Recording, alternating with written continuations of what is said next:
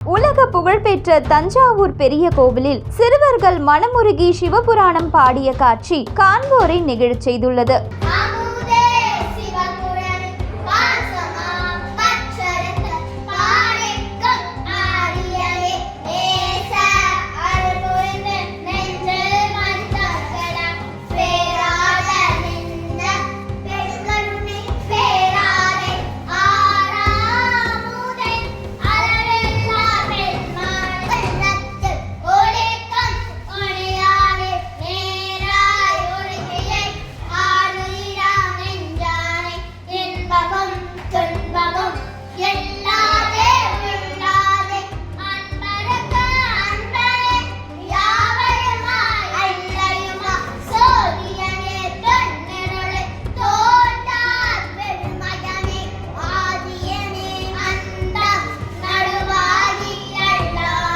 தமிழர்களின் கட்டிடக்கலையை பெருமையை உலகம் முழுவதும் பறைசாற்றி கொண்டிருக்கும் தஞ்சை பெரிய கோவிலில் எழுந்தருளி இருக்கும் பெருவுடையாரை வழிபட தமிழகம் மட்டுமின்றி வெளி மாநிலங்கள் வெளி நாடுகளிலும் இருந்து நாள்தோறும் ஆயிரக்கணக்கான பக்தர்கள் வந்து செல்கின்றனர். இந்த நிலையில் பெருவுடையாரை தரிசனம் செய்ய நீண்ட வரிசையில் பக்தர்கள் நின்றனர். அப்போது கூட்டத்தில் இருந்து கணீர் என்ற குரலில் ஆதிசிவனே என்ற பாடல் ஒலி கேட்டது. பாடல் ஒலித்ததும் கூட்டத்தில் இருந்த சலசலப்பு அமைதியானது. கூட்டம் முன்னேற முன்னேற பாடல் ஒலி மிக அருகில் கேட்டது. பாடல் வந்த பக்கம் பார்த்தால் 2 குழந்தைகள் சிவபுராணம் பாடியவாறு வந்தனர். பெருவுடையார் சன்னதி முன்பு சென்ற 2 குழந்தைகளும் கைகூப்பி மனமுருகி நமச்சிவாய வாழ்க நாதந்தாள் வாழ்க என மாணிக்க வாசகர் அருளிய சிவபுராணத்தை ஏற்ற இரக்கத்துடன் தூய தமிழ் உச்சரிப்பில் பாடி பெருவுடையாரை வழிபட்டனர். வழிபாடு முடித்து சன்னதியை விட்டு வெளியே வந்த 2 குழந்தைகள் பற்றிய விவரம் கேட்டபோது